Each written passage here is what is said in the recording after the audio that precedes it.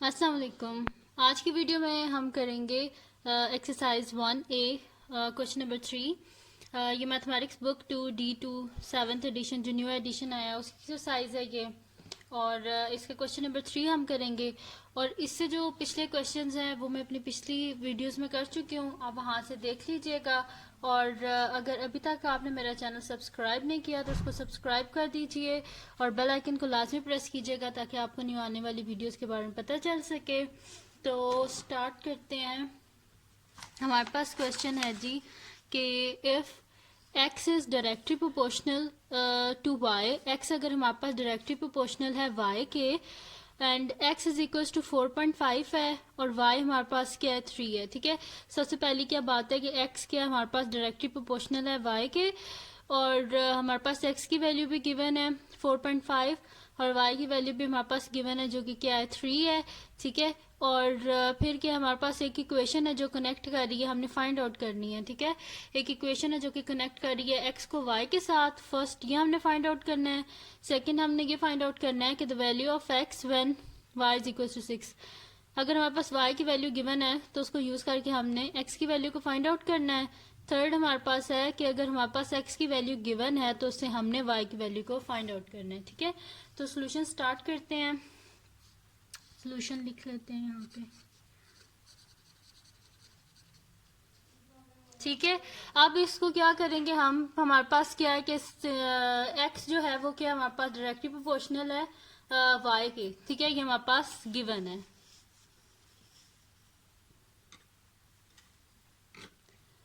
तो हम यहाँ पे लिख देंगे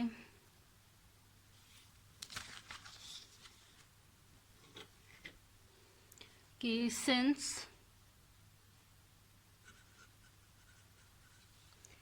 x is directly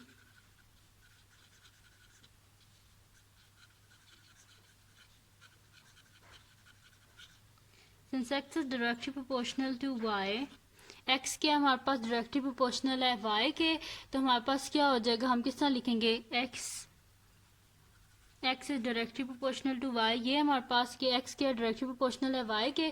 तो प्रोपोर्शनैलिटी का साइन को हटाने के लिए हमें कोई कांस्टेंट चाहिए होता है, तो हम k को एज अ कांस्टेंट ले लेते हैं। तो हम यहाँ पे क्या लिख देंगे, x इज इक्वल्स टू के वाई। ठीक है, ये सिंस हम कह रहे हैं ना कि x is the proportionality constant, तो इज इक्वल टू किस तरह लिखेंगे हम, x is directly proportional to y, यानी कि x किसके इक्वल आ जाएगा के वाई के। और k क्या है हमारे पास, where k is the constant of proportionality. Is the constant लिख दें, बस काफ़ी है प्रोपोर्शनैलिटी कहने तो। हम कहेंगे कि k जो है हमारे पास क्या है यहाँ पे कांस्टेंट है। ठीक है, हम कह रहे हैं where k is the constant. अब हमारे पास गिवन क्या है, x और y की वैल्यूज हमारे पास गिवन है, वो हम इसमें यूज करेंगे। ठीक है, तो x की वैल्यू क्या है हमारे पास, where x is equals to 4.5 and y is equals to 3। ठीक है, x की वैल्यू भी गिवन है हमारे पास और y की वैल्यू भी गिवन है। इन दोनों को यूज करके हम इस रिलेशन में डालेंगे और वहाँ से हम क्या करेंगे, k की वैल्यू को फाइंड आउट करेंगे और फिर हम क्या कर देंगे कि एक इक्वेशन बना देंगे ये जो कनेक्ट करेगी x और y को एक दूसरे के साथ। ठीक है, x ये है, y हमारे पास ये है। ठीक है, अब हम यहाँ पे क्या कर देंगे कि वही जो हमने रिलेशन लिखा था इसको लिखेंगे कि हमारे पास क्या है कि x इज इक्वल्स टू के वाई है हमारे पास। तो x की वैल्यू क्या है हमारे पास 4.5, यानी कि 4.5 इज इक्वल्स टू के, और y की वैल्यू क्या है हमारे पास 3। ठीक है, हमें किसकी वैल्यू चाहिए, k की वैल्यू चाहिए। बोथ साइड पे क्या कर देंगे, 3 से डिवाइड कर देंगे, ये 3 और 3 कैंसिल आउट, यानी कि हमारे पास क्या आ जाएगा 4.5 डिवाइडेड बाय 3 किसके इक्वल आ जाएगा, k के। अब हमें k की वैल्यू चाहिए। ठीक है, ये पॉइंट है, पॉइंट को आप इजीली हटा सकते हैं, उस तरह कर सकते हैं कि देखिए पॉइंट और पॉइंट के बाद सिर्फ एक डिजिट है। ठीक है, यानी कि क्या आ जाएगा, मल्टीप्लाई बाय 10, पॉइंट के नीचे 1, आगे एक नंबर था तो एक 0। ठीक है, तो पॉइंट यहाँ से अब हट गया, यानी कि ये हो गया 45 बाय 30 इज इक्वल्स टू के। ठीक है, ये आ गया हमारे पास। अब हम देखेंगे कि ये दोनों नंबर जो है ये किसके टेबल में आते हैं कि जिससे हमारे पास क्या हो जाएगी, कटिंग हो जाएगी। ठीक है, तो ये हमारे पास आते हैं जी 15 के टेबल में। तो 15 टूज़ा हमारे पास 30 होते हैं और 15 थ्रीज़ा हमारे पास क्या होते हैं जी 45। तो हम लिख देंगे this implies k is equals to 3/2। ठीक है, 15 3 ज़ा 45 एंड 15 2 ज़ा 30। ठीक है, k की वैल्यू हमने फाइंड आउट कर लिया है। अब इसका हम जो रिलेशन है वो बना देते हैं x और y का। ठीक है, तो यहाँ पे हम लिख लेते हैं अब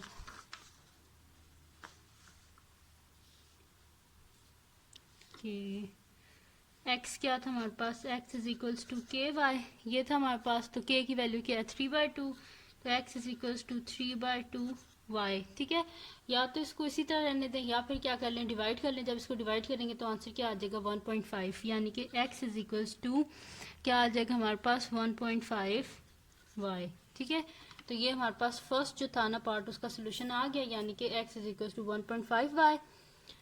अब इसके बाद हमने क्या करना है, इसका सेकंड पार्ट करना है। तो सेकंड पार्ट क्या है जी हमारे पास कि सेकंड पार्ट ये है कि the value of x when y is equal to 6।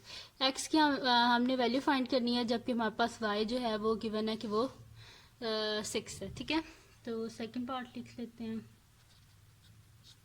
ठीक है, तो व्हेन हमारे पास क्या गिवन है, when y is equals to 6। ठीक है, ये हमारे पास गिवन है कि y किसके इक्वल है 6 के। तो हमारे पास इक्वेशन क्या है जी, x इज इक्वल्स टू के वाई। ठीक है, यानी कि x की तो हमें पता नहीं वैल्यू, तो x is equals to k की वैल्यू हमने क्या फाइंड आउट की थी, अभी हमने फाइंड आउट की थी k की वैल्यू 3/2। ठीक है, तो यहाँ पे हम क्या लिख देते हैं 3/2, साथ में y की वैल्यू क्या हमारे पास 6। ठीक है, तो यहाँ पे आप देखें तो ये कटिंग हो रही है, 2 1 2 एंड 2 3 6, और 3 और 3 क्या हो जाएगा 9। x इज इक्वल टू क्या आ गया हमारे पास 9। ठीक है, x की वैल्यू हमने फाइंड आउट कर ली, यानी कि सेकंड पार्ट इसका हो गया। अब हमने करना क्या इसका थर्ड पार्ट, और थर्ड पार्ट क्या हमारे पास the value of y when x is equals to 12। हमने y की वैल्यू फाइंड आउट करनी है जबकि हमारे पास क्या है x की वैल्यू क्या है, x की वैल्यू हमारे पास 12 है। ठीक है, तो हम यहाँ पे लिखेंगे कि when x is equals to 12।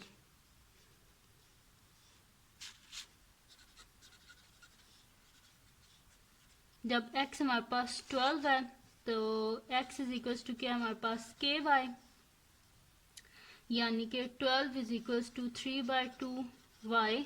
ठीक है, अब इसको हम किस तरह करेंगे कि 3/2 है तो ये हमारे पास क्या हो जाएगा, मतलब कि बोथ साइड पे काम करते हैं, मल्टीप्लाई कर देते हैं 2/3 से, क्योंकि हमें तो y की वैल्यू चाहिए ना, और ये 3/2 नहीं चाहिए। तो 3/2 नहीं चाहिए तो इसके जो रेसिप्रोकल है तो बोथ साइड पे मल्टीप्लाई कर देंगे। ठीक है, तो 2/3 multiply by 12 is equals to 2/3 multiply by 3/2, और साथ में y ये आपस में कैंसिल आउट हो गए, एंड 3 4 ज़ा 12। ठीक है, और 4 2 ज़ा क्या हो गया 8 इज इक्वल्स टू वाई, यानी कि y का हमारे पास सोल्यूशन आ गया, y इज इक्वल्स टू क्या आ गया हमारे पास 8। सही है जी, तो ये था सोल्यूशन इस क्वेश्चन का जिसमें हमने फाइंड आउट करनी थी जी, वैल्यू फाइंड आउट करनी थी x की y की, और एक इक्वेशन बनानी थी जो कि रिलेशन शो कर सके x और y का।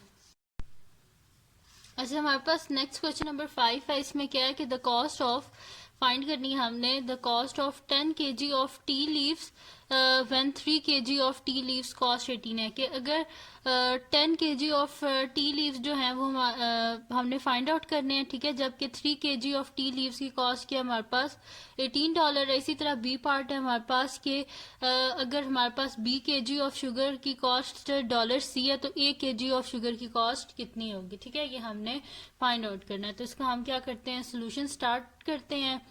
तो यहाँ पे लिख लेते हैं सोल्यूशन। अच्छा, ये क्या है इसमें कि ये आपस में क्या डायरेक्टली प्रोपोर्शनल है, ठीक है। डायरेक्टली प्रोपोर्शनल है, इसका मतलब ये है कि जैसे जैसे अगर मतलब कि वेट बढ़ता जाएगा ना, उसी तरह उसकी प्राइस बढ़ती जाएगी, ठीक है।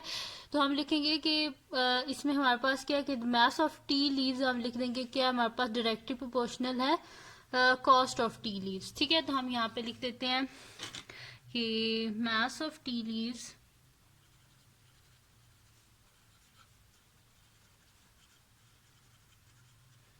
हम लिख देते हैं जी mass of tea leaves is directly proportional two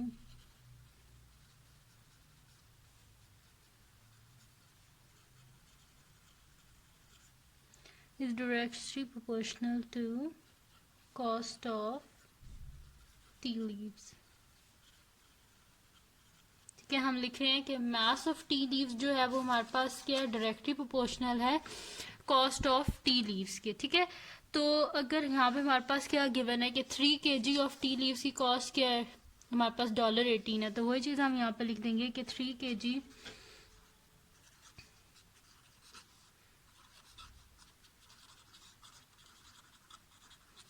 of tea leaves क्या कितने के हमारे पास $18 के, ठीक है। तो 3 kg of tea leaves is equal to $18। अगर 3 kg $18 के हैं तो 1 kg कितने के होंगे, जाहिर सी बात है हम 3 से डिवाइड कर देंगे तभी तो हमारे पास आएगा 1 kg। तो हम यहाँ पे क्या लिख देंगे 1 kg of tea leaves is equals to हमारे पास आ जाएगा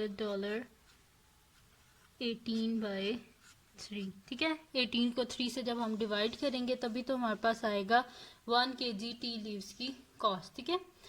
फाइंड आउट हमने कितने की करनी है, 10 kg की फाइंड आउट करनी है। अगर 1 kg कितनी है तो 10 kg की क्या होगी, हम अगर इसे 10 से मल्टीप्लाई कर देंगे तो हमारे पास 10 kg की आ जाएगी। तो हम क्या कर देते हैं 10 से मल्टीप्लाई कर देते हैं, ठीक है। तो यहाँ पे हम लिख देते हैं 10 kg of tea leaves is equals to क्या हो जाएगा $18/3 मल्टीप्लाई बाय 10, ठीक है। ये हो गया हमारे पास। अब क्या हम करते हैं कि इसकी कटिंग कर लेते हैं। 3 कितने ज़ा 18 होते हैं हमारे पास, 3 6 ज़ा 18, तो 3 6 ज़ा 18 और 6 10 ज़ा 60, यानी कि हमारे पास क्या आ जाएगा जी 10 kg ऑफ टी लीव्स $60 के हैं, ठीक है। ये आ गया हमारे पास के 10 kg ऑफ टी लीव्स कितने के आ गए हमारे पास $60 के, ठीक है। अब नेक्स्ट क्या हमने फाइंड आउट करना है कि नेक्स्ट हमारे पास पार्ट है जी कि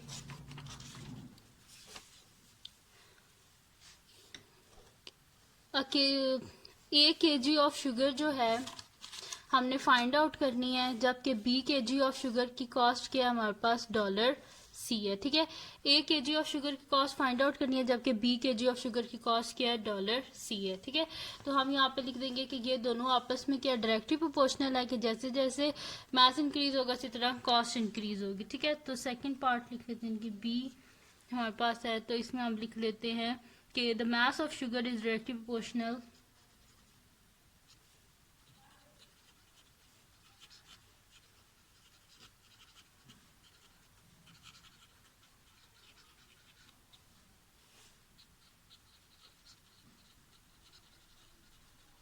mass of sugar is directly proportional to the cost,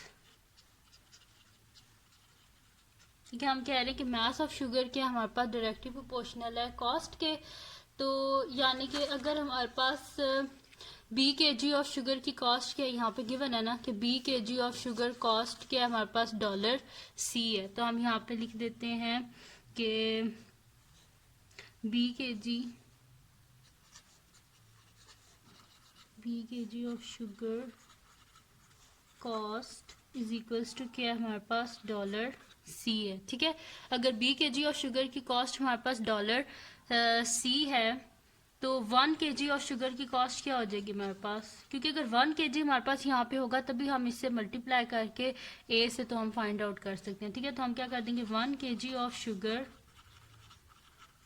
cost is equals to $C/B, यानी कि डिवाइड कर दिया ना हमने जो वेट था उसको हमने कॉस्ट से डिवाइड कर दिया ताकि हमारे पास 1 kg की शुगर की कॉस्ट आ सके। ठीक है, अब हमने फाइंड आउट किसका करना था, kg ऑफ शुगर। ठीक है, तो हम यहाँ पे लिख देंगे कि kg ऑफ शुगर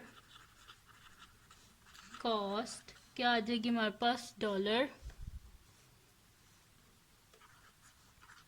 C/B, और इसको मल्टीप्लाई कर देंगे ए से हम। ठीक है, क्योंकि हमें कितने की चाहिए, 1 kg ऑफ शुगर की कॉस्ट चाहिए, तो हम इसे किससे मल्टीप्लाई कर देंगे, ए से। तो हमारे पास आंसर क्या आ जाएगा, डॉलर AC/B। तो ये था जी हमारा रिक्वायर्ड आंसर जिसमें हमने फाइंड आउट करनी थी 1 kg ऑफ शुगर की कॉस्ट। तो वो हमने फाइंड आउट कर ली है, वो हमारे पास आई है जी AC/B। ठीक है, बड़ी इजी से ये क्वेश्चन है और आप इजीली सॉल्व कर लेंगे। अच्छा, मैंने इसका क्वेश्चन नंबर 3 किया और उसके बाद मैंने क्वेश्चन नंबर 5 किया। ठीक है, क्वेश्चन नंबर 4 मैंने इस वजह से नहीं किया क्योंकि वो बिल्कुल सेम था, क्वेश्चन नंबर 3 जैसा ही था। इस वजह से मैंने क्वेश्चन नंबर 4 को नहीं किया, मैंने क्या किया, 3 को किया और उसके बाद मैंने 5 को किया। ठीक है, बीच में मैंने क्वेश्चन नंबर 4 को नहीं किया। ठीक है, और आप उसको खुद करने की कोशिश कीजिएगा और अगर ना समझ आई तो आप मुझे कमेंट सेक्शन में बता दीजिएगा, मैं आपको सॉल्व कर दूंगी। और अगर ये वीडियो आपको पसंद आई हो, आपके लिए हेल्पफुल हो, तो इसको लाइक कीजिएगा, मेरे चैनल को सब्सक्राइब कीजिएगा और बेल आइकन को लाजमी प्रेस कीजिएगा ताकि आपको न्यू आने वाली वीडियोस के बारे में पता चल सके। और दुआओं में याद रखिएगा। अल्लाह हाफिज़।